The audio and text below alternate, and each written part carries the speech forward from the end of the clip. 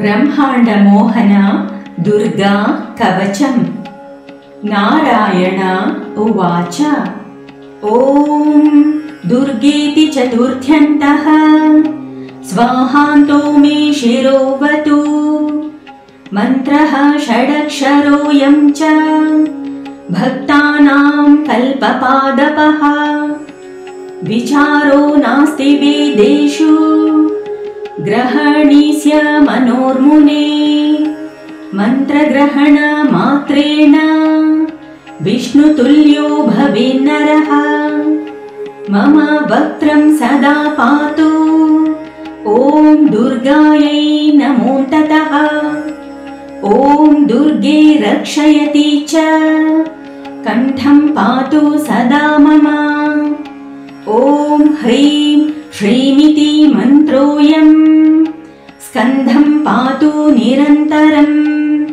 ह्रीं श्रीं क्लीमिति पृष्ठं च पातु मे सवतः सदा।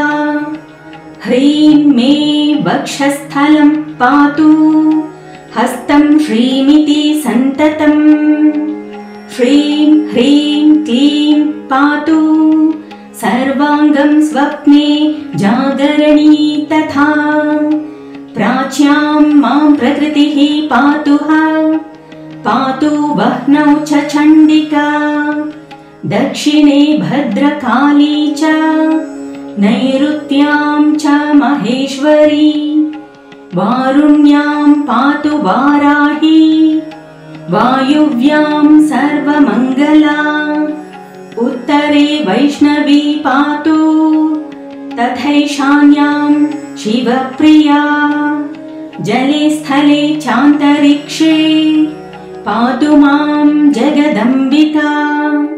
इति ते कथितं वत्स कवचं च सुदुर्लभम्।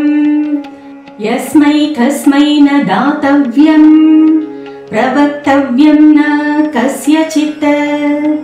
गुरुमभ्यर्च विधिवद्वस्त्र अलङ्कार चन्दनैः। कवचं धारयेद्यस्तु सोऽपि विष्णुर्न संशयः।